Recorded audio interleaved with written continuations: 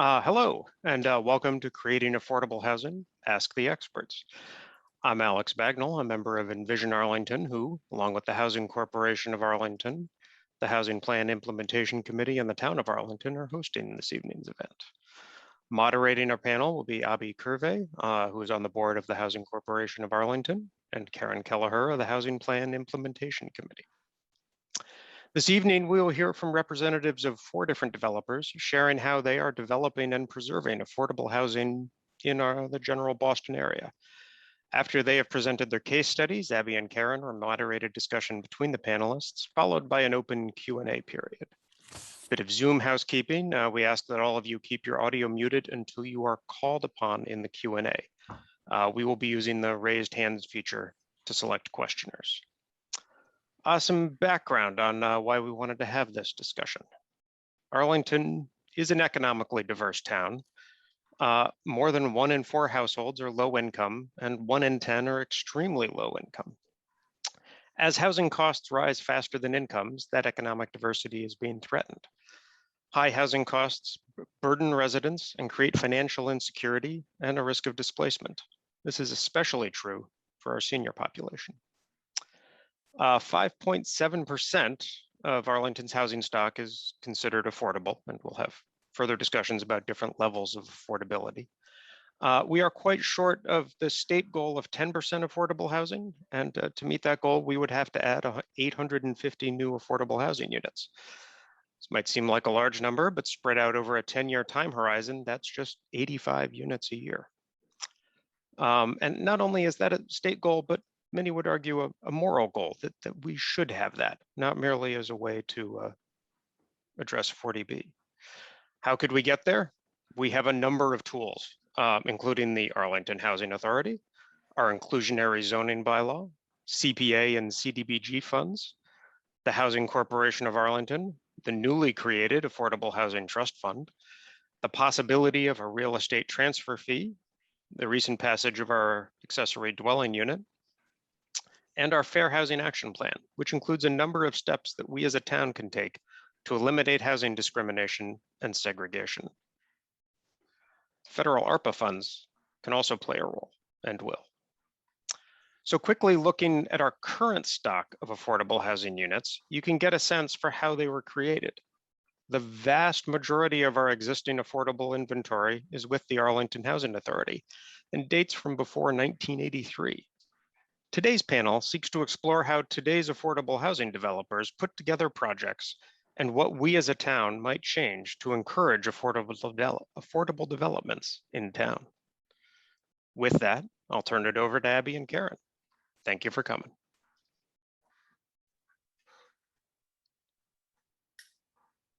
Thanks so much, Alex. Abby, you want to take the lead here? Sure. Hi, everyone. This is Abby Curvey. And I'm primarily a resident of Arlington, so I'm really excited to host this forum. I'm excited to introduce our speakers for the evening who will help us unravel the mysteries surrounding affordable housing development and the funding and everything that goes into it. We will go from some very local experts to those working on a national level. With that, I want to get straight into it. Our first speaker is from Arlington too. He is the principal architect from Narrowgate Architecture based in Boston, specializing in design of affordable community-based architecture. He's also a long-term board member of Housing Corporation of Arlington, HCA, our local nonprofit CDC, and he's here to present on the Downing Square Broadway initiative. Please welcome Neil Mongold. Thank you, Abby. Yes, I would just like to say a few words about the Housing Corporation of Arlington for those who may or may not be familiar with the Housing Corporation. We are a nonprofit organization in Arlington, founded in 1987. We are we are not the same entity as the Housing Authority. The Housing Authority is a public authority. The Housing Corporation is a private nonprofit corporation with a board of volunteer directors.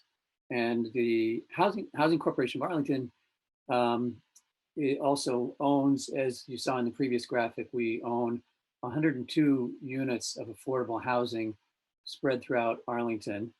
We own and manage 102 units of rental housing.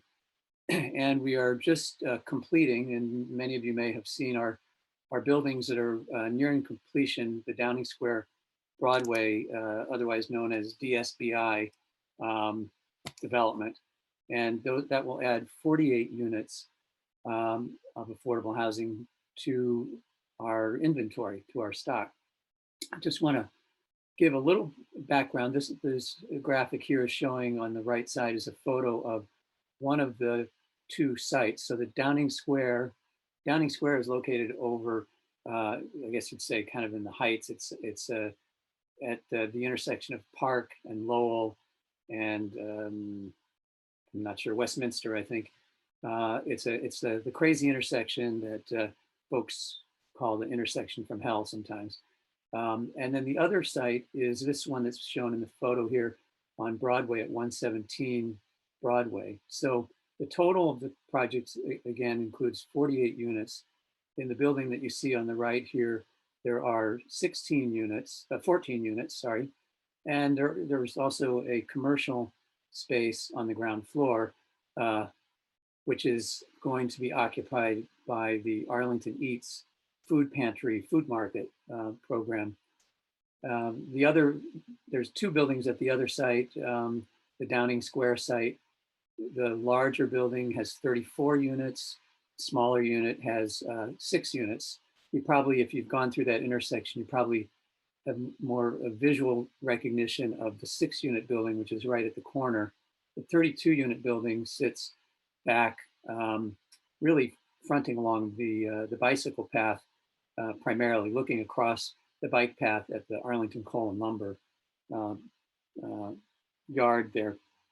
Just to give some background on this project, and first I want people to know that I'm an architect. I'm not actually a development expert in the sense that I'm not a developer. I'm an architect who has been on the board of the Housing Corporation for a while, and we have done a lot of projects in Arlington, so I'm very familiar with Arlington. But I'm kind of playing a developer on TV here for tonight. So the total development cost of the two combined project, the two sites, is a little over, it's about $25.5 million. So about $25.4 million at this point. The direct construction cost of the two projects combined is about $16.5 million. The two different sites, the one on Broadway that you see here, that was purchased by the Housing Corporation in 2014 for about $1 million, $995,000 for the site. You may recall that on this site, the Arlington Food Pantry operated until just before we started construction. I think there was a diner on this site that was used. And on the other site, which was purchased for about 1.4 million, that site over again at Downing Square, that site was purchased by the Housing Corporation in 2016. It had some serious environmental contamination, which was remediated. It was projected to cost about $550,000 to remediate. I think it ended up costing somewhere around $720,000 to remediate. Some serious remediation that took place on that site. There was PCBs and lead and other chemicals that were remediated through a very thorough Environment Department process of remediation, which if any of you in the audience are in the neighborhood, live in the neighborhood over by Downing Square, you know that there were community meetings and there was a very thorough process around informing folks about the remediation there. Anyway, just to get back to a little bit about the project and who will live in these buildings. Of the total 48 units, 32 of the units are at or below 60% of the adjusted median income for the area. And just so you are aware of that, what that means for, let's see if I have that. I don't think I have, oh yeah, okay. For 60%, for a family of four, the maximum income is 76,700. Oh, well, let's see. Well, you don't have 60% on it, you have 50%. Yeah. But for 60%, it's 740,000 maximum income. For family of four, for a single person, it's 53,760. For the 30%, according to my chart here, this was as of April 2020. That's why the numbers may be a little different. But family of four, 38,370, and a single family, 26,880 for those income levels. So just to talk a little bit about the buildings, they are highly energy efficient. They have all electric heating and cooling. They have the two larger buildings both have elevators. They have, again, very, very tight building envelopes for energy efficiency. And let's see, what else? They obviously they have to meet all the building codes, including the stretch energy code, which is the most current energy requirements for all buildings in Massachusetts. As you can see from the listed special features, we have Arlington Eats food pantry on the ground floor. As I mentioned, we have the roofs are all designed for, they're solar ready. The panels will likely be installed in coming months for solar panels on the roofs. And I think it's worth really pointing out, especially on the Downing Square site, what tremendous level of contamination was remediated, and particularly because that site is, it's within the 100-foot and the 50-foot wetlands buffer zone that runs along the bike path there. There's an aquifer underground. And so the remediation is really a key important thing, both for the site as well as for the community. I guess I'm just about out of time. I think I'm running down on time. So I'd be happy to answer questions after the other folks have presented. Neil, if you want to take a minute to just talk about the financing Oh, yeah. sources, I know this isn't your area of expertise, but it's cool to see how much leverage the town got for its investment in this project. Right. So yeah, I am remiss in not mentioning the funders. If there's any funders on the call today, well, I'm an architect, so forgive me. But yes, there was about $12 million. There was $10 million of federal low-income housing tax credit. There was another about $7.6 million of state subsidies, including Housing Innovation Fund, Housing Stabilization Funds, Affordable Housing Trust Funds from Mass Housing, and state low-income housing tax credits. Also, a really big, important thing that is the benefit of being in Arlington is that there was $600,000 of Community Preservation Act funds that went into the project, and about $250,000 of Community Development Block Grant (CDBG) funds that went into the project in terms of subsidies. Leader Bank is providing a $3.5 million mortgage, and there was also about $2.5 million of home funds or federal funds provided through the North Suburban Home Consortium, which Arlington is a part of. It's run out of the Malden Redevelopment Authority offices, but we are a part of that consortium, and the consortium provided us with $2.47 million there. A lot of different sources of subsidy are required to make these things happen. You see all the different sectors of the pie of how to make the financing work. I'm sure you'll hear more and probably in better description from the other development folks here who are actual developers and not architects. Just want to say though, again, how wonderful and thankful we are to be in Arlington, because the town of Arlington has provided really a lot of support, both in terms of planning, in terms of the zoning, in terms of subsidy dollars and support to the housing corporation. And it's a great town. It's a great town, as we all know who live here, but it's a great town to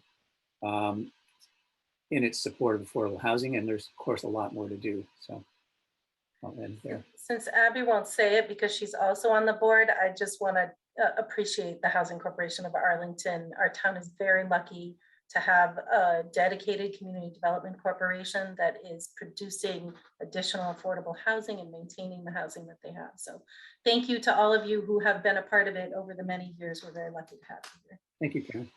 And I would just like to ask one thing, Neil, to focus on. There were 48 units. Could you speak to how many applications you received? Oh, yes. For... Yes, we as I mentioned, we are just about finishing and just about to open this project. Probably, well, we're at 99%. We're expecting to get our certificates of occupancy in the next 2 to 3 weeks. We had a lottery for potential new residents that income qualify. We got over 500 applications. I don't remember the exact number, like 515 or something like that, for the 48 units that we have available. So obviously there's very strong demand for these. These are rental units. I should be clear about that again. They're rental units. And you know, the successful lottery winners, we are now in a process of going through and doing income verification and all the hoops and hurdles that those future residents have to go through to actually become residents in our development. Thank you. Thank you so much, Neil, for that comprehensive overview. And this is just the best example of what our town has helped create for its current and future residents. And we look forward to the discussion. I think I'm moving on, Karen, and in the interest of time. Yes, I think up next is Sean Hope from Hope Real Estate Enterprises. I know he has managed to find his way in. Sean, are you with us? Yes, I am. And welcome. Thank you, Karen, for having me. And I'm excited to share a project in Cambridge. So I'm here to talk about Frost Terrace. Frost Terrace is a 40-unit, 100% affordable development, which is a rental project in Cambridge. If you're familiar with the Porter Square area, this is about 2 blocks from the Porter Square train.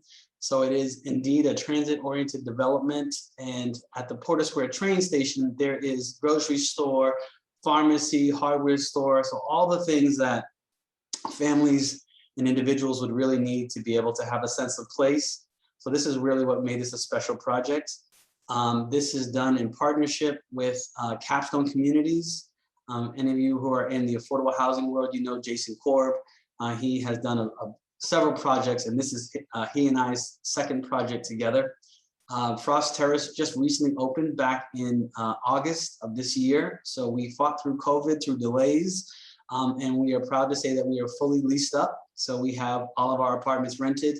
And you know, with COVID and all the things that we all go through to build this housing, when you actually see people occupying and families occupying the units, it actually all starts to make sense. Sometimes when you're dealing with all the minutia, it can be challenging. So a little bit, so as I mentioned, there's 40 units. We have 32 units that are at 60% of the AMI. We have 4 units that are below 50, and we have 4 others that are deeply affordable, also at the 30% AMI level. The site is comprised of 4 buildings. So I'm actually looking at this picture. So this front mansard This is a historic restoration. This originally sat about 40 feet back from the street, and there was a large parking area in front. So we picked up the house, moved it forward to the street, and then the building in the background, that is a modern 28-unit attachment. So that was a marvel to create. And then behind these two buildings are two single-family homes that are also part of the development.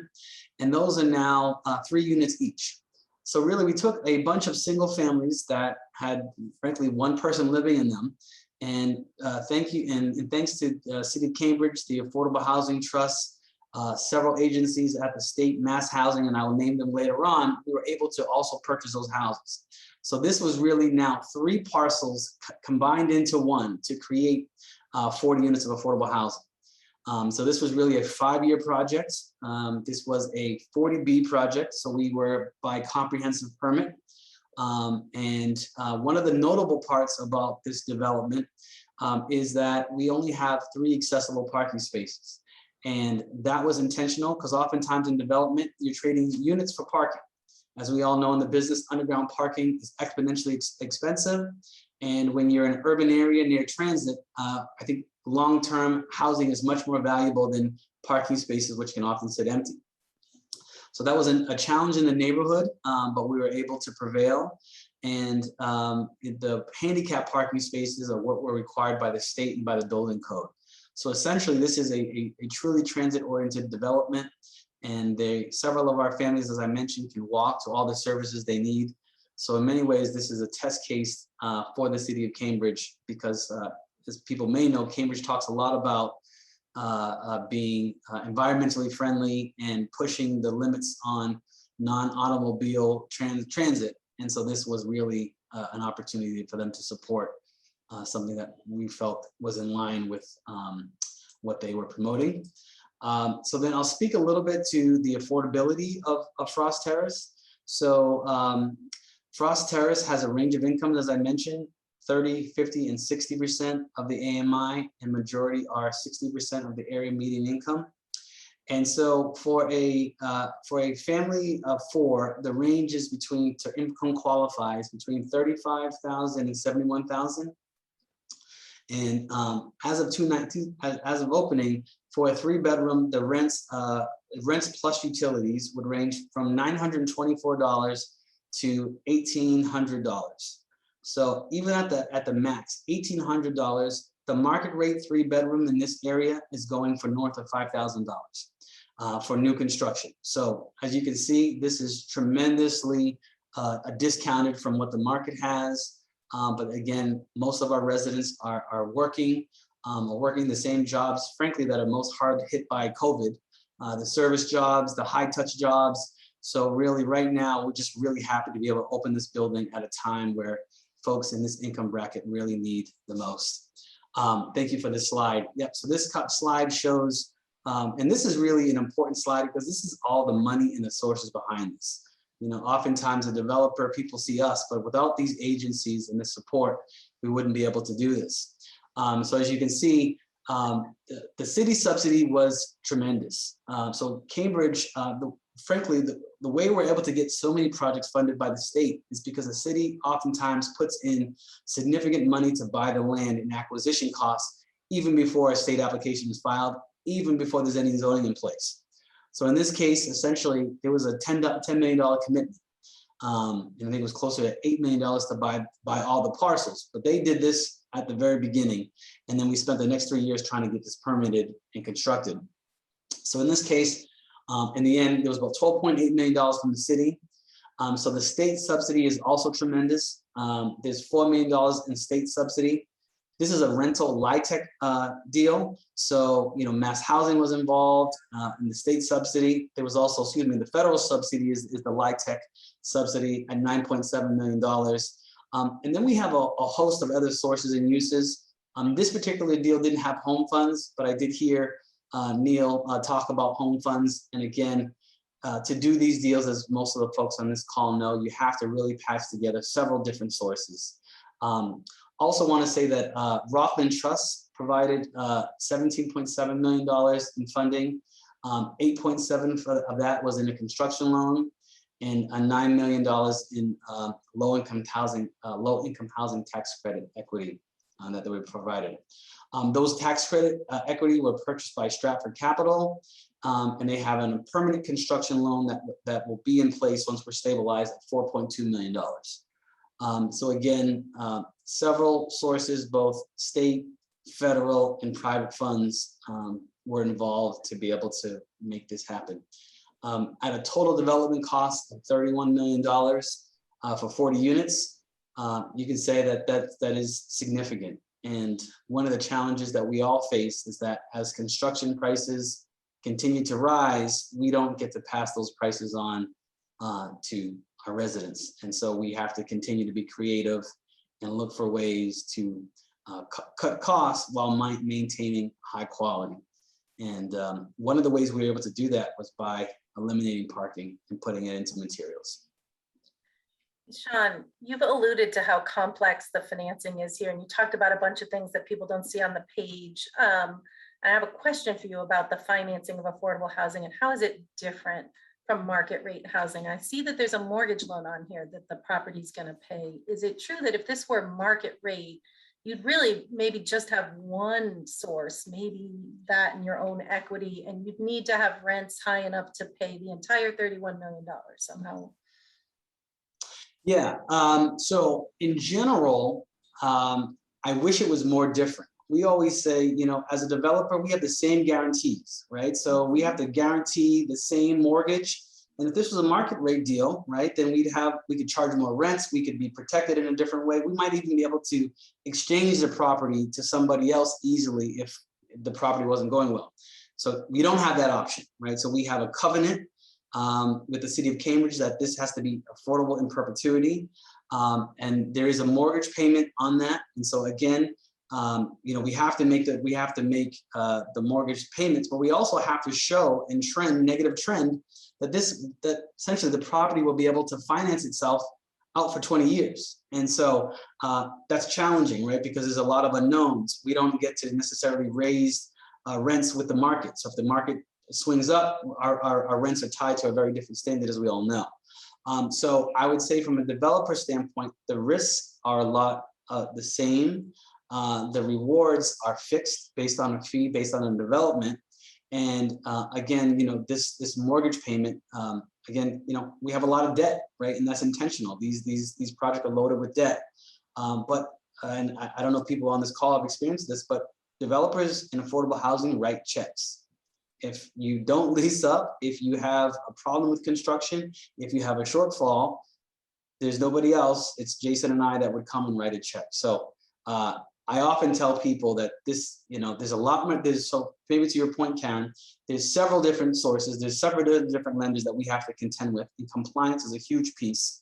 But at the same time, the risks are in many ways just as great as a market rate development. So it's not something that you do for the money, but these projects have impacts, and when you have great state and city resources to help make these projects happen, it really does give you the confidence that even through challenging times like COVID, that you're still going to be able to make these projects work. We have to move on to the next one, but we didn't invite you to tell us a little bit about yourself. I think you're a hometown developer, and I just want to invite you to say a few words about yourself. And for everyone's reference, the bios of all of our panelists are available on the event website. Thanks, Karen. Yes, so I am a fourth generation Cantabrigian. My grandparents immigrated from the Caribbean to Cambridge in the 40s, but we already had some family here prior to that. And to do this work in a city that I live in it's rewarding. I'm honored to do it. Frankly, I'm a zoning attorney by trade, so I only started speaking affordable housing about 5-6 years ago. It's its own language, and there's a culture around it. Jason has been a great partner. And the city of Cambridge has also been a great partner. So I love seeing people who look like me return to a city that's really unaffordable for many people. And also the income diversity is something that has really left Cambridge. And so those are two things that are really rewarding for me, and I enjoy doing in Cambridge. Thank you. Thanks so much. Thank you for sharing that we can preserve what we love while creating spaces that help meet the need of the town. So thank you so much for that. Our next speakers are a duo from the Planning Office for Urban Affairs, a nonprofit housing developer affiliated with the Archdiocese of Boston. And we have the president and the Development Policy Project Manager. Please welcome Bill Grogan and Amaryllis Rodriguez.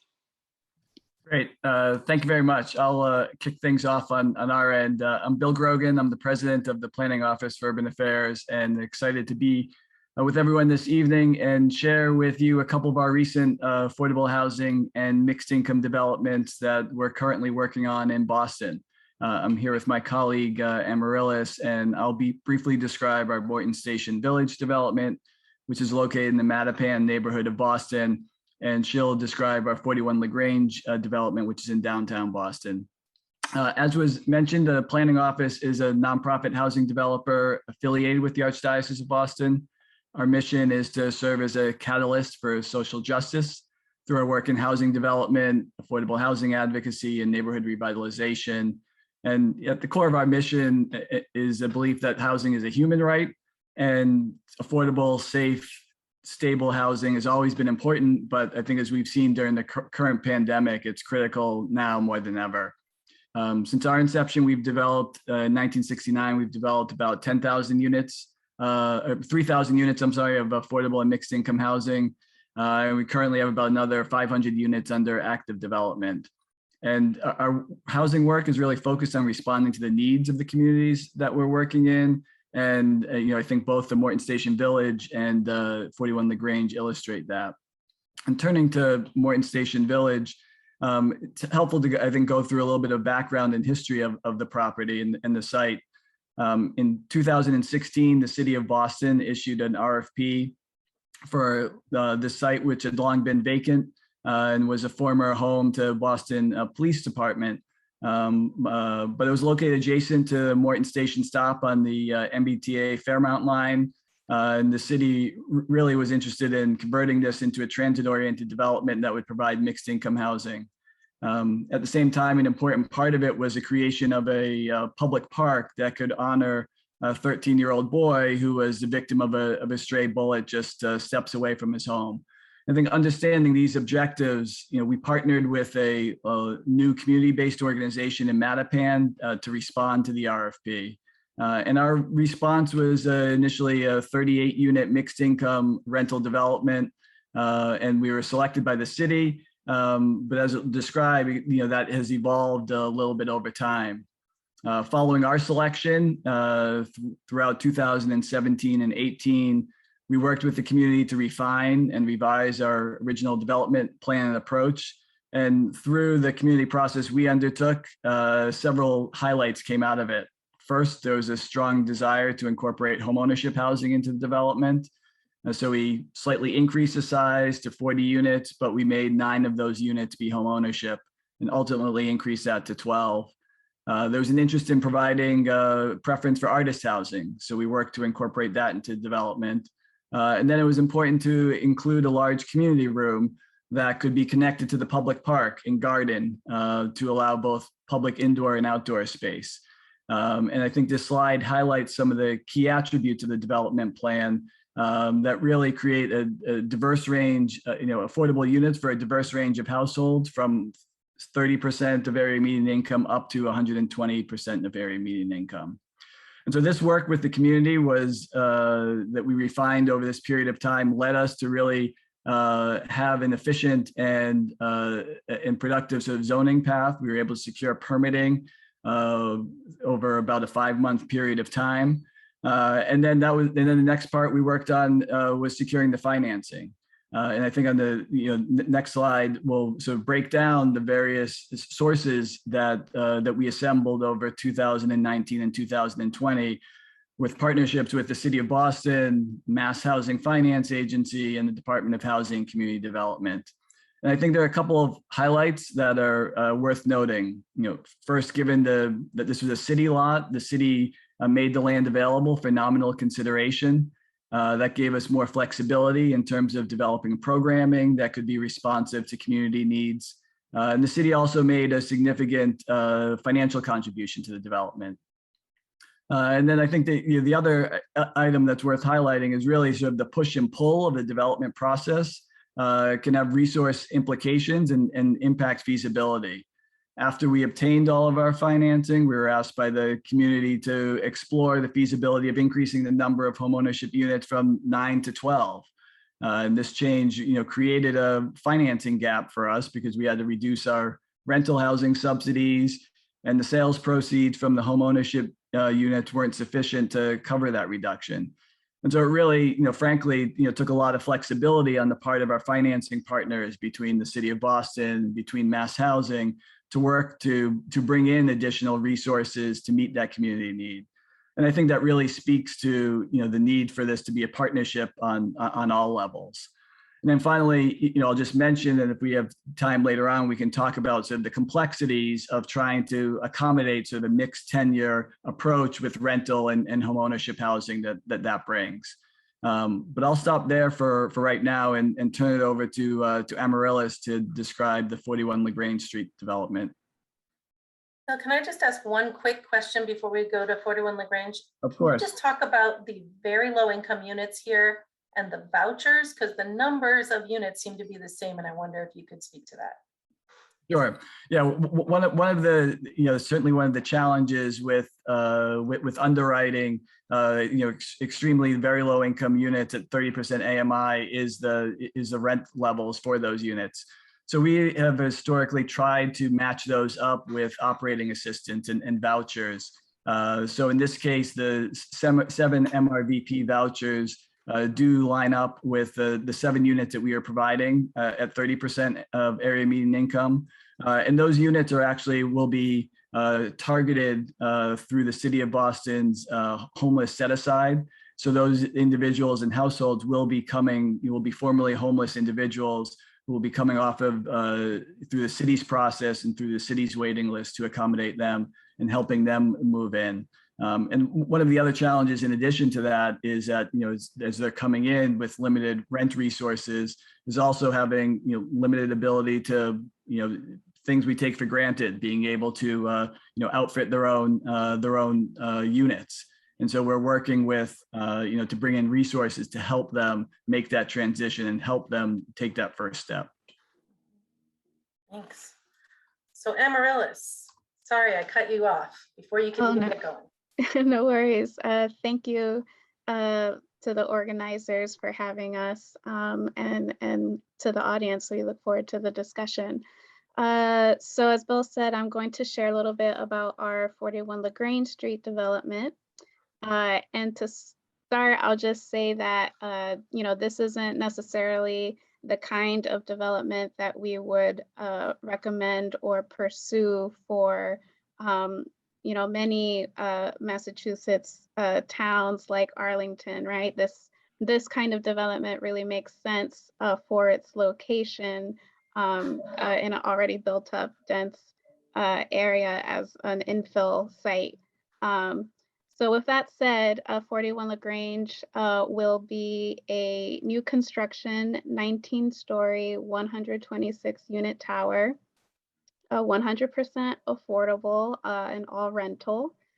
And I made a little mistake in the categories when I sent this into the team. So we actually we'll have 37 of those 126 units will be at 80% AMI, 17 at 60% AMI, 2 at 50% AMI, and then the 70 at 30% AMI or below.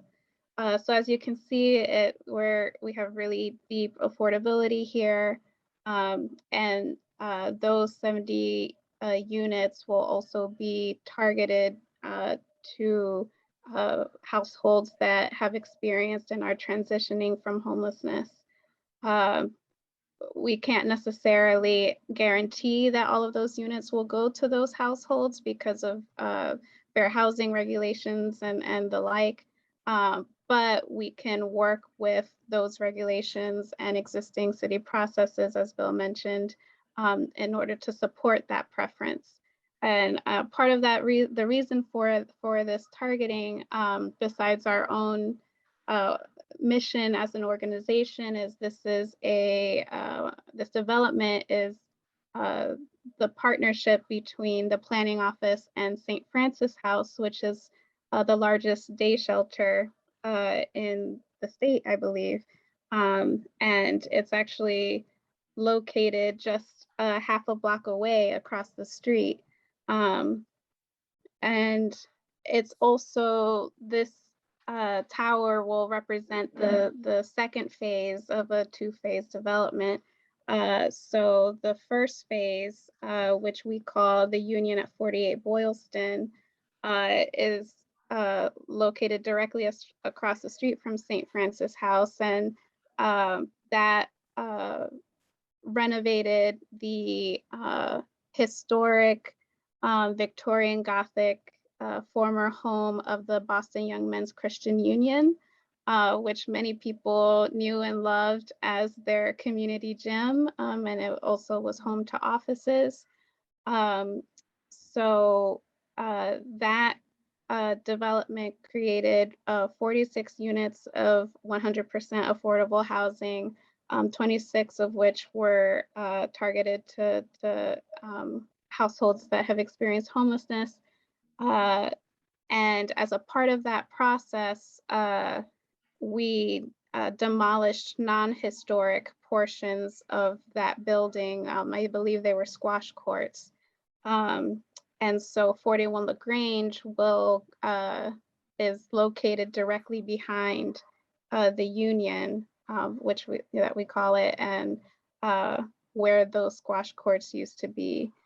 So in a sense, we kind of went through the Article 80 process twice in terms of permitting, first for that demolition and then for the building itself. So certainly an extensive review process.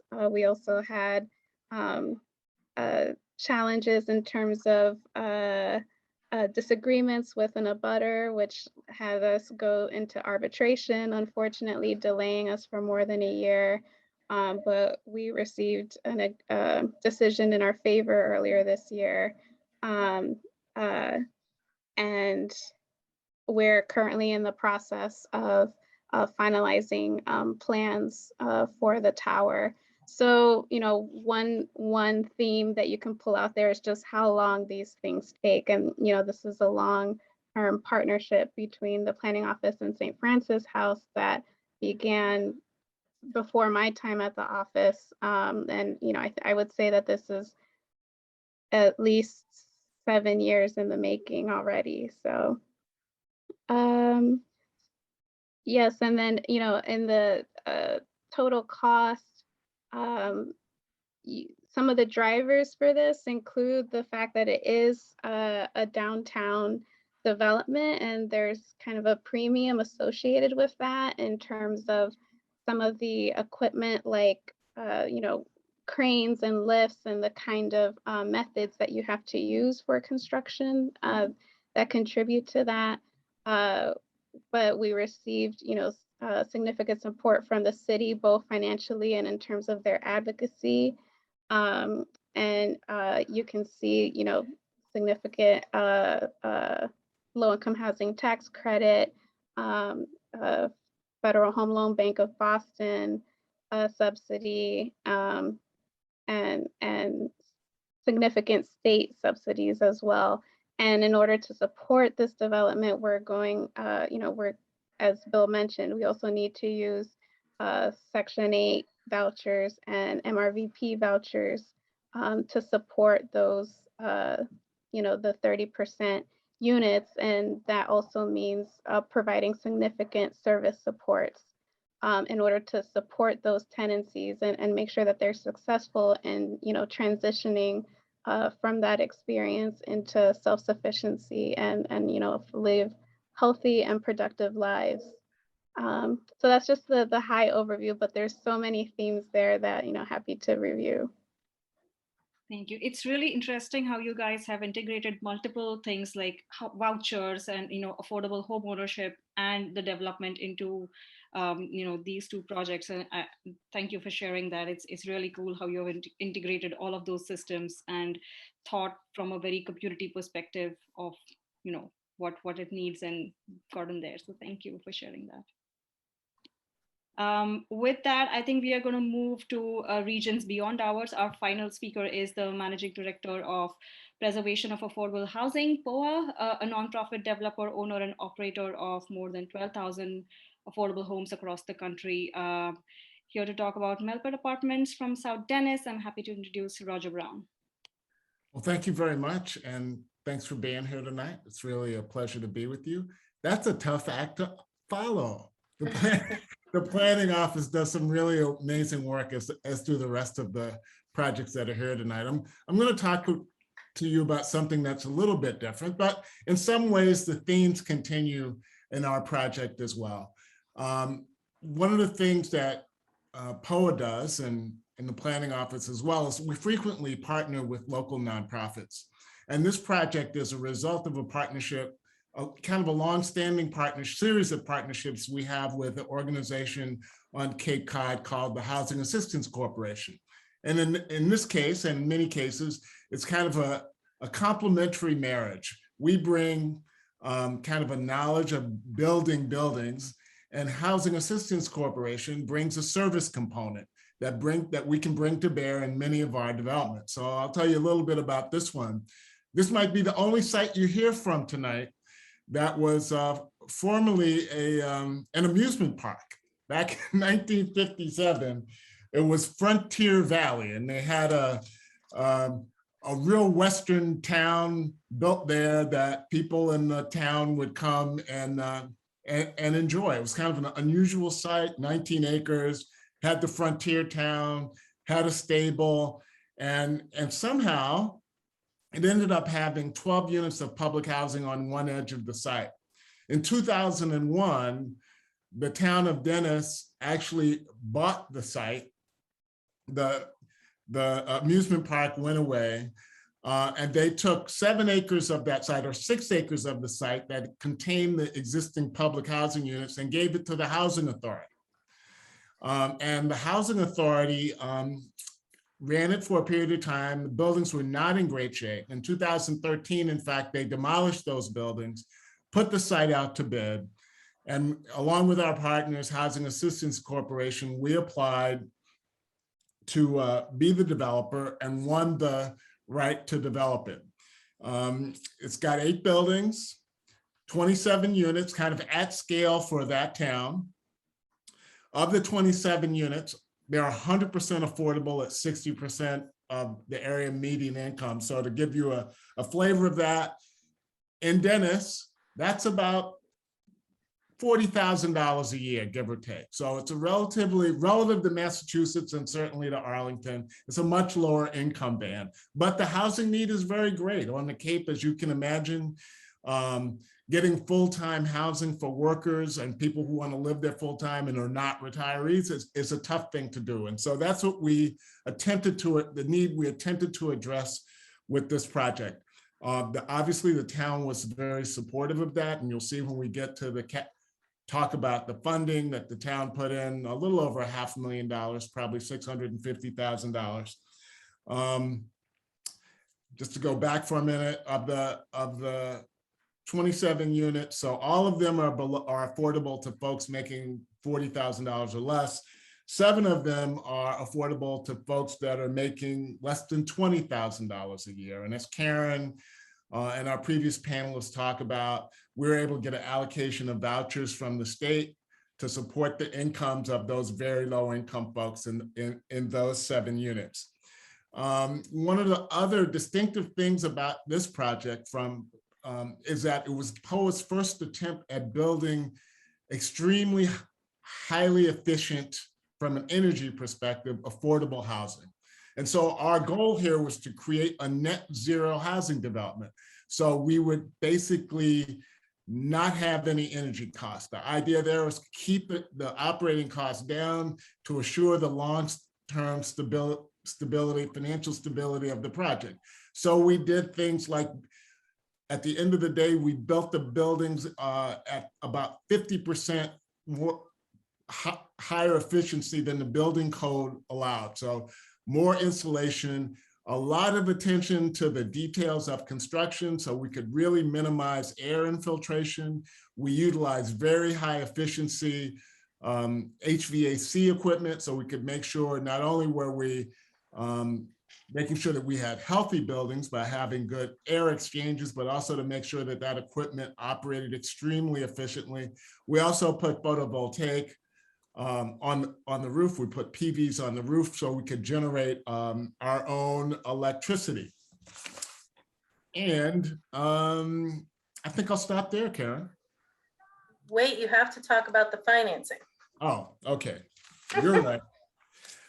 Unlike some other projects, because our incomes are so low, we can't carry a lot of debt. So you'll see here we've got basically $1 million mortgage on 27 units, which is relatively low. We were helped out by a great deal of soft money from various pots from the state. There's about a little over $2 million of that. The town chipped in with their CPA funds to the tune of about $650,000 and some home money. We actually left some money. We put some money in this deal, which is a little unusual because we wanted to hit that extremely high efficiency building envelope. Was a little more expensive, and so we put some of our own money in. And of course, we got a very healthy allocation of tax credits from the state, which allowed us to really minimize the amount of hard debt that we carried going forward, so we could be assured we'd have a project that could last a long term without having to depend on drastically raising rents to cover costs. Very cool. All right. That was really cool, really interesting projects in very different communities, very different construction types, and somewhat different developers. But let's talk about developers a little bit. You almost all talked about doing joint ventures. And I just wonder, Roger, you talked about many of you talked about the joint venture, but what are the pros and cons of doing a joint venture? How do you get more out of a deal? What kind of profit does an affordable housing developer make? Is it restricted in any way? And do you have to share it when you partner? Could some of you speak to that, and you can sort of wave your hands or lean forward? We'll try to make this chatty if we can. And right. Bobby, jump in with your questions too. There's about 8 questions in there, Karen, but I'll take a bite at a couple of them. We partner actually with a lot of other nonprofits. They typically, those partnerships tend to work really well when we're complementary. And that is to say, as is the case on the Cape, where our partner provides a social service package that we can't, and they're local. We have a very good marriage because it's complementary. It gets a little more complicated when it's duplicative. And so, when we show up and we've got the same sets of skills and financial capabilities, it's a little bit tougher negotiating what the various responsibilities are. I think the finances is probably the easiest part of it, because we typically look to split the finances in a way that corresponds with the risk, with the split of risk. So for example, if we're in many cases, a developer will have to provide a guarantee of construction completion, and that is tied to our balance sheet.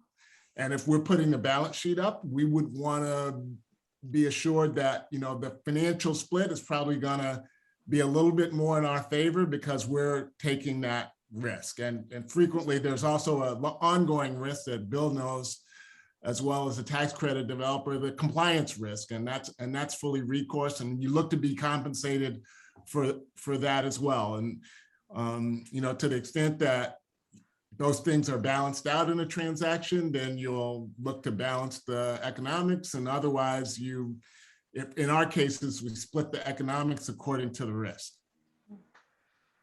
And Karen, this is Bill. I would echo what Roger said about finding complementary partner. That certainly is something that drives us. I think, as Amaryllis described, our partnership with St. Francis House they're really, providing social services. They're an expert. They know, they can bring to the table the resident services and how we can meet the needs of individuals, households who are transitioning out of homelessness. So that's clearly a key piece of it. Interestingly, I think though, the other reason for partnership in our end is of how can we look to, we've been using it recently to try to address, racial equity issues, for example. So in Morton Station Village, we're partnering with Caribbean Integration Community Development. They're a minority-based organization that they don't have a lot of development experience, and so we're working with them to try to help generate neighborhood wealth and value through real estate for their organization, so that they can develop a balance sheet and become increase the services that they can provide within the neighborhood and the community, and then hopefully over time be able to take on development efforts in their own right. I think as one of the challenges of that situation, as Roger mentioned, is that typically in a partnership you have a sharing of guarantees as you're sharing fees. In that situation, it's a new organization. They don't have the assets or the balance sheet to provide guarantees, so we're having to bear that risk and liability. But we're also giving them a significant percentage of developer fee to help them build their wealth. So that's sort of can be the trade-offs with working with an organization like that. But from our end, again, it's important to help develop those types of new organizations, especially in a community like Mattapan. Can I ask the question about whether your fees are capped? There's a lot of subsidy in these deals. Is there a limit on what you can get paid as a developer? If there's anybody else wants to answer that. Or you guys. Sure, I'll start that. The Department of Housing and Community Development does have developer fee guidelines and limitations that do limit the fee that that we can receive on a particular development. It's basically a tiered structure depending upon the development costs, and again results in a limitation in terms of the overall fee that can be realized on a project. I think increasingly, certainly in Boston and other communities with high cost areas, we're having to defer or contribute back a significant portion of our fee. Certainly we'd prefer not to have to do that, but from our end, if that's what it takes to sort of make some of these high mission deals work, then that's what we're willing to do. But yes, there are limitations on the fees, and I think we all sort of recognize that, given that there are public resources that we're availing ourselves on, that there need to be those types of limitations. Karen, I would say that the DHCD, the State Department of Housing and Community Development, at least nominally, and I believe this number is still the same, has a TDC limit, a total development cost limit of about 400, maybe they've gone up to $420,000 a unit, which in many cases is not nearly enough, and they often go beyond that. The Arlington development, the Downing Square Broadway, was around $540,000 total development cost per unit. And from my understanding, that is that fairly commonly happens. It's just because there is no way to build units at what has been the nominal limit that the HCD has had for a long time. I don't know if that number has gone up in recent years, but it's a very difficult challenge, given, as you can see from the acquisition cost of properties and the construction cost in the last year has gone up dramatically. So. I think you guys have hit. Go ahead. Oh, I was going to say, I mean, we could probably go into a little more precision about how that number is calculated, but at a very high level, I generally think of the capped fee at like 10% of your total cost, and typically, as Bill said, we would probably expect to leave at least 25% of that fee in the deal to help us get feasibility and to keep our friends in the state happy. I appreciate your elaborating on that and just kind of laying that out. Can we talk a little bit about income levels and how you set them for a deal like this? Is there a relationship between that and the kind of money you get? There's a real range, and I just wonder who's deciding who the project benefits? Is that you? Is it the community? Is it a back and forth? I'm going to pick on Sean because we haven't heard from you in a little bit, and I know you have probably had a really interesting process in the city of Cambridge.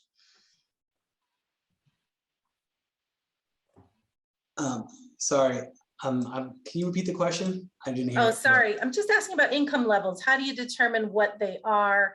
Is that determined by the developer, the community? Is it back and forth? Is it something else? Yeah, so, and I think as we know, recently the area median income, they just came up with a reassessment. So some of our rents were increased based on it when they do a pooling of the area median income. But it's definitely not set by the developer. And it's really set by our funding sources, if I'm being honest, and which one of them is the city of Cambridge. Mm-hmm. And so, you know, generally they're the same across the board, but we really have to follow the direction of our lenders and our funding sources, which are numerous. Mm-hmm. Anybody else want to chime in on how the income limits get set in your projects? Yeah, say Karen, you know, I think for ours, they sort of differ from projects. I think our two projects are examples of that. For example, on Morton Station, you know, we really wanted to have sort of a, you know, a broad diversity of incomes going from 30% to 120% to really meet the neighborhood and community needs. And so, you know, in that instance, we sort of started from, you know, conversations with the community about what, you know, housing needs were, what diversity of the housing types that were in the neighborhood. And that sort of led sort of us sort of then sort of going from there to sort of develop sort of what would be the ultimate mix between and to enable it to be feasible. On 41 LaGrange, you know, given the partnership with St. Francis House, again, there was a much stronger focus on our own and St. Francis House's mission to have significant, you know, 70 units, as Emerald has described, set aside for formerly homeless households. So that, you know, that was really more from our collective mission and objectives of what we, you know, trying to address a significant need within the city itself. And then it was, you know, frankly, then it's a matter of saying, okay, given that level of units, then what's the other mix, you know, sort of the push and pull I was mentioning in terms of other income levels to achieve a feasible development. But in that case, again, it was our, you know, our two organizations coming through and saying, okay, we want to have, you know, 70 of the 126 units set aside for that purpose. Bill, in Mattapan, you had some units, I think, at 120% of area median and some at 100. What was driving that? Yeah, you know, at the end of the day, it was sort of, you know, trying to get a little bit more diversity, there's an interest in the community of having some a little bit higher income. And you know, I think that was reflective of having a development that reflects the, you know, the needs of the community. So that's what feedback we were getting from the community was to have, you know, to try to increase numbers up to that level. And frankly, it was directly in response to the community.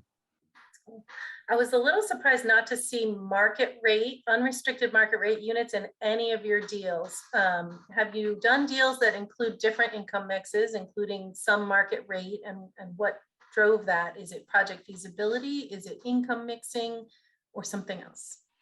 Well, I'll talk about one transaction. We actually have a groundbreaking coming up next Tuesday on a 50-unit mixed income age-restricted property in Roxbury. And that contains a mix of public housing, tax credit units, and unrestricted market units. And it was really driven by a desire of the community to have senior housing built on the site that would allow seniors that live in the surrounding neighborhood in their own, and have lived in the neighborhood for a very long time, but are now living in houses that are too big for them. They wanted to be able to have housing nearby that was unrestricted, so those folks could move out of their houses into a senior community and free up those other housing resources for new families to move in. And so that kind of drove it wasn't really a city requirement. It was really kind of a negotiation with the neighborhood about what they wanted to see and the mix that they wanted to see there. And we were fortunate enough to be able to link it in with our public housing redevelopment at Whittier Street, and also to coordinate with the Boston Medical Center to be able to bring in supportive services for some of our other seniors. Really interesting. And Karen, sorry, I would just add that yes, you know, we do a mixed income housing that includes market rate units. One example from the planning office is Rollins Square, which has a real diverse income mix, you know, all the way from households that, you know, left the city shelter system to market rate. And, you know, we like to share kind of, you know, anecdotes from our experience there where, you know, a lot of people can have concerns about developments that are deeply affordable, and, you know, what that might mean in terms of safety or activity and, you know, things like that. But, you know, we have found in our experience that a lot of, you know, market rate units have just as many issues as, you know, all affordable developments, and, you know, people dealing with, you know, mental health issues or substance use issues and things like that. So it runs a wide gamut in terms of the housing that we provide and why we might choose one mix or another. And actually at 41 LaGrange, a previous iteration of the development did include market rate units. And, you know, a change was made there, you know, as Bill said, partly because of our connection with St. Francis House and conversation with the community. But also it was the result of a change in the tax credit rules where, you know, before you wouldn't be able to count like the 80% units as and receive tax credits for them. But once that rule was changed, you know, we were able to generate tax credits from those units to be able to support greater affordability. So I just raised that to point out how, you know, if that hadn't been the case, then we would still be considering market rate units in that development, partly for, you know, the social benefit of having a diverse population within the building and not isolating, you know, the households that are coming from the shelter system, and so that they could build, you know, greater social capital and the like, but also to cross-subsidize those units. So there is a benefit to that. Yeah, thanks for that. We've got about 5 more minutes, so I just want to, Abby, give you a chance to jump in if you have a question. Yeah, I just had a quick question, and starting with Sean about like the permitting process, because the Frost Terrace was the only 40B development, and so how did that make a difference in like the development time or just overall in the process? And you know, similarly for I would just like to throw it out to other speakers as well. Like, how did the permitting impact development? I think it's a great question. So Cambridge has exceeded its 10% of its housing stock being affordable. So every 40B is discretionary for the zoning board to even hear the matter. And then also they are not bound by the same strictures under 40B if they were under 10%. So basically in Cambridge to do a comprehensive permit approval, there's a lot of community negotiation. You know, typically you're obviously providing affordable housing, but oftentimes people just see the building, the size and the dimensions. So in this case, there were probably exponential costs that we had to do to appease our neighbors because it was affordable. For instance, our building, which should be 5 stories, we had to have half of the 5th story cut back because of light and air issues from our neighbors. There's some irony because we were the same height as them. So if they're blocking us, we'd be blocking them, but that's a concession. So there were lots of other design details that if we weren't doing a 40B, we probably could have avoided. But at the same time, we got increased density. And I do think when you're doing 100% affordable housing, there is a level of which, as a developer, people understand that you may need a little more density, and hopefully they like the project a little bit more because it really is tapping into a need. So that was our experience. Can I ask about existing buildings? It just so happens that all of these developments are mostly new construction. I know, Sean, you have the renovation of some historic homes in yours as well, but can you speak to whether you also have done projects where you are either preserving existing affordable housing using these same financing sources, and maybe there may be opportunities to do this in Arlington, and it may be of particular interest, to acquiring existing buildings that are not affordable and restricting them as affordable moving forward? What does that take? I deliberately was looking for a project amongst you guys that met that last description, and it was hard to find. Why is that?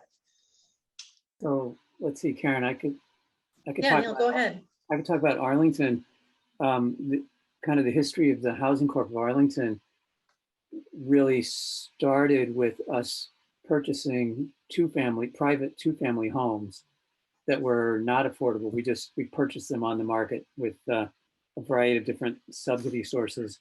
And we actually purchased through a period of, I guess, probably about 8 or 9 years, 14 two-family buildings that are all affordable.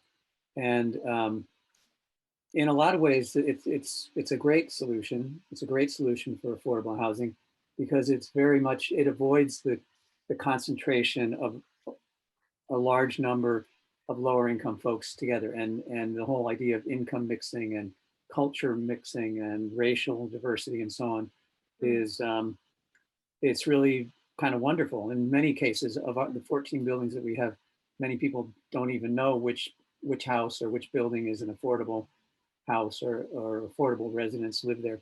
The one drawback to that is that it's very difficult to do the property management on that kind of a setup. The scattered two families are extremely expensive to manage. We've also developed a number of bigger projects. In fact, probably the most well-known project is our Capitol Square project, which is 32 units on Mass Ave in Arlington, which was an existing private apartment complex of 3 buildings, I think it is, and was renovated, and it's now 100% affordable. And again, it has some benefits in terms of fitting into a neighborhood. Architecturally, they're historically kind of appropriate. They were historic buildings, and they have a number of benefits to fitting in and not having kind of the stigma of coming in and either tearing a building down or taking an open space that maybe, you know, a highly prized open space in the community. So, and our Downing Square Broadway project is really the first new construction that we've done. And as I mentioned, a large part of that is on a site that was an environmental hazard, and so, you know, bringing that back to life. But there are benefits to working with existing housing stock. It's just that actually in a town like Arlington, it's so expensive now to actually get a hold of development opportunities that we have a hard time. That's probably the biggest impediment right now, is finding development opportunities that are not just astronomically expensive. Roger, were you leaning in there? Thank you. Oh, I was going to say it's very difficult to acquire and bring, unrestricted units into your affordable portfolio. Price is one thing, but the other thing that we find frequently is our funding sources are tied to the income levels of the residents. And many times it's hard to ascertain what the income levels of the existing residents are, and they're not used to providing the level of documentation and information that's required, for example, to do a tax credit execution, where we need to know that someone's making less than 60% of area median income, and they've been going along for years just paying their rent, and now they have to come and, you know, get interrogated about all their personal information. So that's kind of difficult. We're attempting to do something like that on an existing asset in Chicago right now. It happens to be right across the street or right up the street from the new Obama Presidential Library. So it's at risk of being lost to the naturally occurring affordable stock. A bank owned it, so we're trying to work with the bank, and we'll probably end up with an execution that involves some level of tax credit and tax exempt financing on some number of units, but we'll probably have to create a separate entity to hold the non-tax credit units in and try to finance them on their own. It's just, you know, it's a 300 unit property, and the city's really concerned about having it lost, that kind of scale lost to naturally occurring affordable housing. Ultimately, it will probably also involve a big check coming from the city of Chicago to keep it affordable.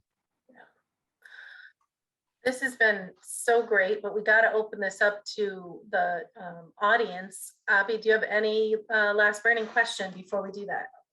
No, I think we are going to open it up to the audience. But before we do that, I just want to quickly clarify that since we are short on time and we have speakers only, up till 7:30, unless they agree to stay beyond.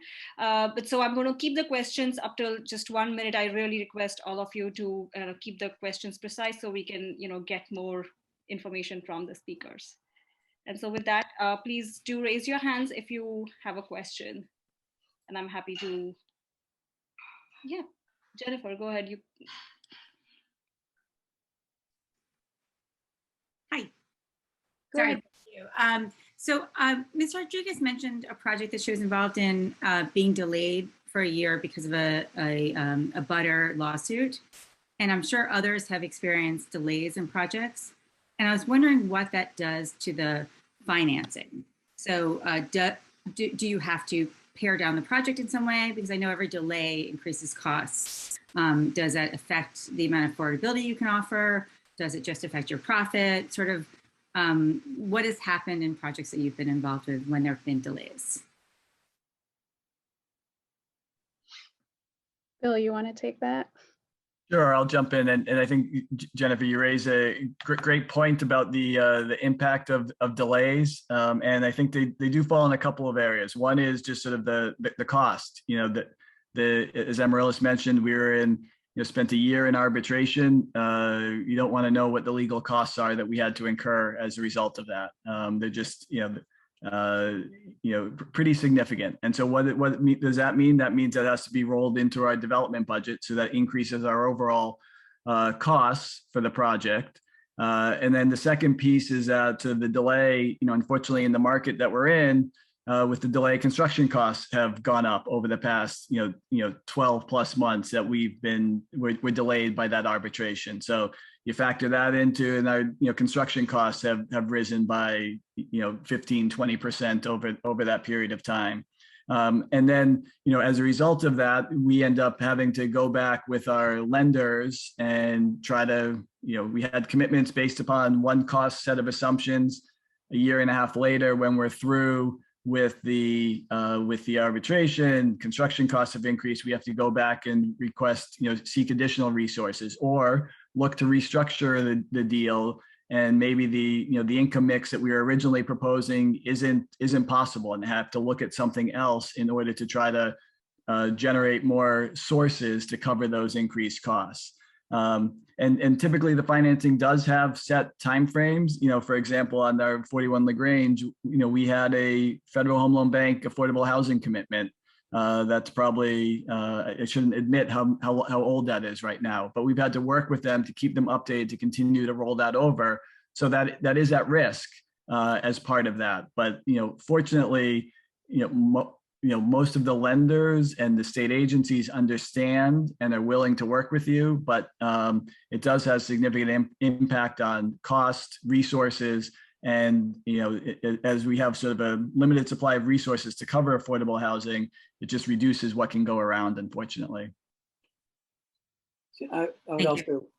also just like to say that in the case of the Housing Corporation of Arlington, which is a nonprofit, we like the other developers to some extent, we need to kind of live from project to project. So we need to survive on the developer fee that may be generated from one project and hope that it's going to carry us through the next project. We also, as a nonprofit, we can do fundraising, and we have, and the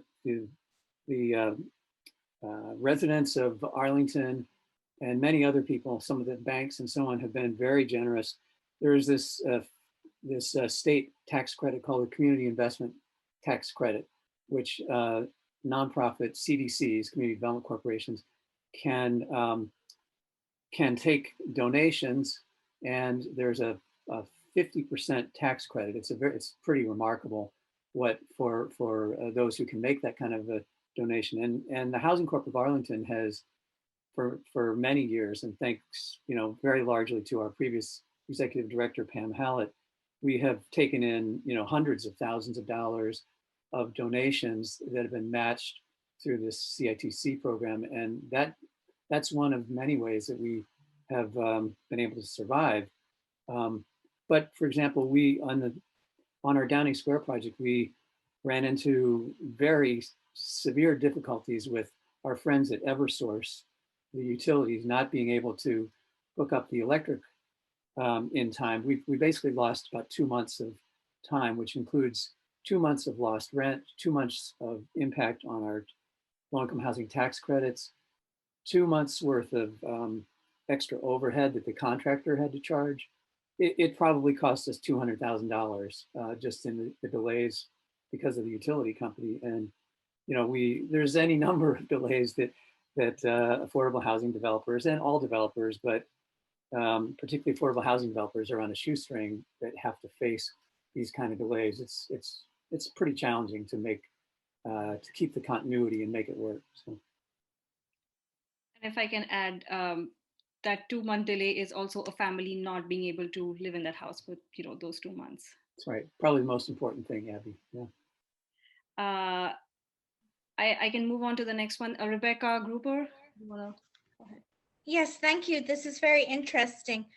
I had one question. None of your presentations described the type of units you were making available: 1 bedroom, 2 bedroom, family. And I know that in Arlington, affordable housing for families is a particular need that we have. So I was wondering if you could talk a little bit about what choices you make in regard to the type of units you're making available in your developments. I can just give you a quick rundown on the Arlington units. Well, actually, I probably can't because I have to add them up. But we have 48 units in our new development. It's a mix of 1s, 2s, and 3s. There are, I believe, 17 1-bedrooms. Let's see. There's the sweet spot is generally 2 bedrooms. So there's probably around 20 something 2 bedrooms, and there's I'm seeing about 7 3 bedrooms in our development based on what we could fit and what we thought would be rentable. And of those, we also have at least 5% of the units are handicapped accessible. All of the units in the elevator buildings are considered handicapped adaptable or group 1 units. And there's 5% at least, and I believe it's more than that, but are fully accessible units. Yeah, and I think that it's a good question, Rebecca. And I think that, from our perspective, a lot of it depends upon, again, what our goals are from a project we're going in to up front. On our Morton Station development, 75% of the units are 2 and 3 bedroom units. So they're more targeted to families. Whereas on our 41 LaGrange development, majority of those are studios and 1 bedrooms because we're targeting a different household for individuals coming out of homelessness. So, part of it depends upon the community that we're working in and really what the needs of the community are, and trying to develop a mix that is reflective of that. Thank you, Bill. We can now take a question from Wynel, if I'm saying that right. Winnell. It's Winnell. Thank you. Thanks to all the presenters. This is a really interesting evening, and I've learned a lot from this. I have a question for Neil. You talked about the breakdown of costs, the combined costs for the Broadway and the Downing Square projects. And there was about 5 million unaccounted for in your listing of costs between land acquisition, construction, and remediation. And I wonder if you could share with us how that $5 million is dispersed.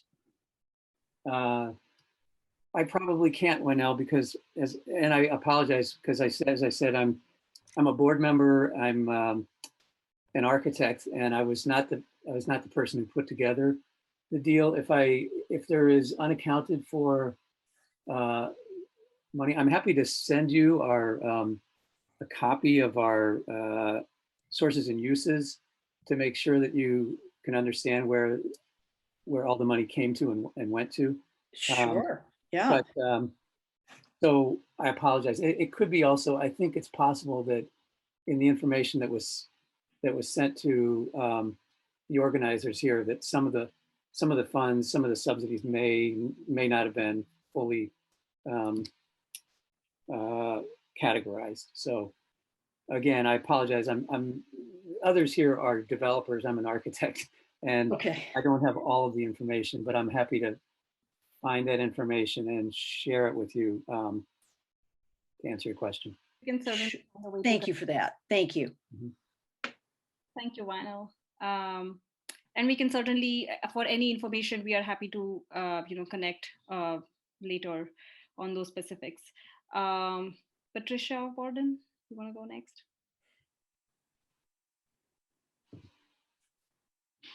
Thank you. I would like to thank Neil Mangold for pointing out how important acquisition of existing properties have been in Arlington. We are very much afraid of 40B taking over our lives here. We have lost significant properties to those. These are not 40Bs that you can do any negotiation with. But in addition to that, I would like to say that as chair of the Housing Authority, we did the renovation of the houses that Housing Corporation of Arlington bought at cost, so as to encourage that mode of acquiring affordable housing. For some years, we did that. Another thing, I want to really thank Sean Hope for the wonderful job he did moving the historic property to the front on Massachusetts Avenue. I've been admiring it for a couple of years now, and I would like to point out that we had hoped to do something similar, not quite as ambitious, in a house that we had planned to add an addition at the back to a very handsome house, the Atwood House on Massachusetts Avenue, but we got no support whatsoever from the town, and the redevelopment board dropped the ball completely and allowed the house to also ask you, because we are over 1 minute, could you get to the questions? So... Thank you, and thank you, Sean Hope, for that wonderful work. Thank you so much, Patricia. Annie Lacourt, you want to go next? Sure, thank you.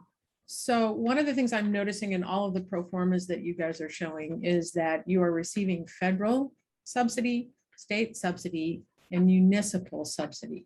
On any of these developments, had you been unable to receive money from the municipality, would you have been able to leverage the state and federal money anyways? Or are you entirely dependent on having at least some dollars from the local municipality to make these projects work? Well, Annie, typically the state does look for a local match, a local contribution of some amount. And in the case of Arlington, I believe, and now this is again, don't quote me on this, but I believe that there was CDBG money or some other source of money that helped us with the original purchasing of some of the properties. We also had a line of credit from, I believe it was TD Bank or maybe Leader Bank that assisted with the acquisition of these properties. We, unlike Cambridge, which is amazing, absolutely amazing with its affordable housing trust fund that could put whatever it was, Sean said, $10 million into purchasing the properties there. In Arlington, we absolutely depended on the Community Preservation Act funds, but it was basically pulling together what resources we could to make the acquisition. Once you have the acquisition, then you can, or at least a commitment to the acquisition, then you can start rolling the ball. One thing to note, we applied to DHCD for funding in 2017, winter of 2016, 2017. And as frequently happens, we didn't get funded on the first time in. In fact, we didn't get invited back for the next round, but luckily they had a mini round, and we were finally granted the state, both the state and the federal low-income housing tax credits in 2019. So there's talking about delays that someone, I think Jennifer had asked earlier. There's these kind of delays that are just typical of how long it takes to actually fund a project. And I know I'm going off the subject. You asked about the local subsidy, but obviously for us in Arlington, we depend a lot on both the local subsidy as well as private donations and the like. So. Thank you, Neil. And we are running out of time. So I'm going to, if the speakers are okay, I'm going to allow one more question. Okay, go ahead, Robin. Thank you all. Hi, thank you very much for this interesting presentation. I'm particularly interested in and excited to see that there are possibilities for projects that are 100% affordable, because we both feel it's completely unfeasible and not possible. So I'm wondering if people would comment on that. And I also wanted to find out if you will make the recording of this available afterwards. Thanks. Yes, ACMI will be making a recording available afterwards. I'm not sure I heard the question. I think the question was that the speaker was encouraged to see 100% affordable projects, and could you speak to whether that's difficult to do or not? Is that correct, Robin? Is that close to what you were asking? I'm sorry, your audio is a little garbled.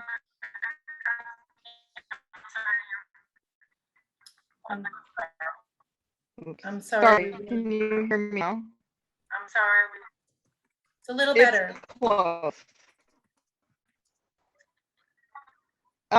Yes, I just wanted to know, we've always been told that 100% affordable isn't feasible, but I see that it is. So I was wondering if you have any comments about that and how to make that happen. And anybody want to chime in? I think they just showed us 5 ways to make it happen. So I think we've proved that it's feasible. It may or may not always be the right strategy for a particular spot, but certainly something that can happen. Yeah, I would agree with that, Karen. I think certainly, I think we've all demonstrated, all have track records of showing that 100% affordable housing developments are feasible. As you said, the question is, so what's appropriate for the particular neighborhood or community in which the housing is being provided? And I think that's sort of the ultimate question. And I think we've also shown that there can be a mix of affordability from down to 30% up to 100%, and somewhere within that range can hopefully achieve the goals of the community. Thanks, Bill. I know we have to wrap it up here, but we have a poll because we'd like to know what attendees would like to learn about in any future sessions, or just what are the topics you're most interested in learning about in the housing space. And we've got a bunch of them up here. I'm going to let Alex tell you what he wants you to do. And if I can assert a moderator's privilege, I'd like to give our panelists a lightning round question at the very end, which is that, you know, we in Arlington are looking to create more affordable housing. What is the one most important thing that we have to do to get you to come here and develop affordable housing? But a lightning round, so quick answers. So it's a multiple choice poll. Check everything you would like to hear about.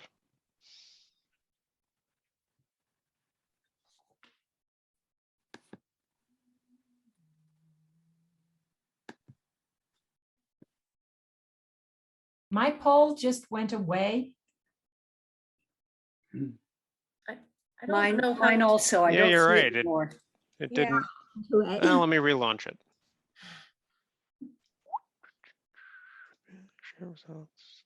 Well, while you're doing that, I just want to express my gratitude to first the whole audience. You all are here when you could be doing something else, trying to learn about housing to make our community a better, more inclusive community. So thank you so much for that. And to our panelists, we owe you a debt of gratitude for the time you spent preparing, sharing information about your projects, bringing your expertise and your willingness to talk with our community about how to create more affordability in our community. So I thank you so much. And it's difficult to give you guys a hand in this medium, but please consider yourselves applauded heartily.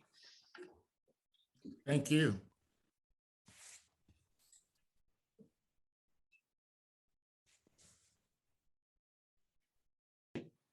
It kind of looks like you guys want to learn about all of this stuff, which is great.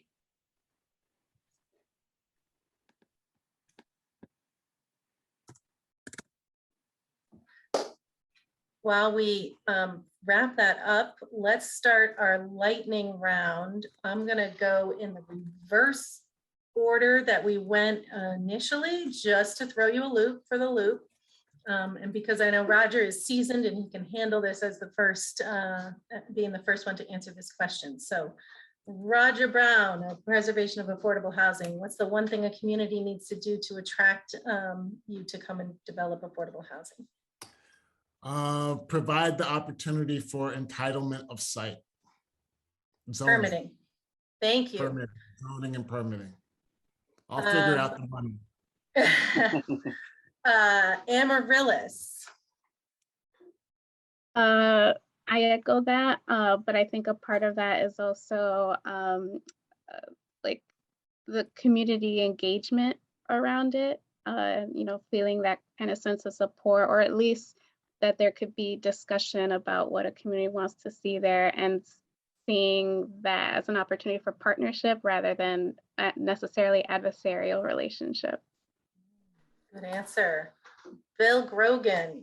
I would say flexibility. I mean, I think as we're trying to achieve some of these different objectives, again, sort of this push and pull about what can be, you know, whether it's reduced parking, whether it's expanded affordability, I think we really need flexibility to be able to, you know, bring and be successful with some of these affordable and mixed income developments. Great answer. And I think Sean had to leave. Sean, if you're here, let me know, but because I don't want to skip you, but I think you had to leave because we're over. And so Neil, you get the last word. Well, thank you. You don't have to do anything to entice us to come to Arlington because we're already here.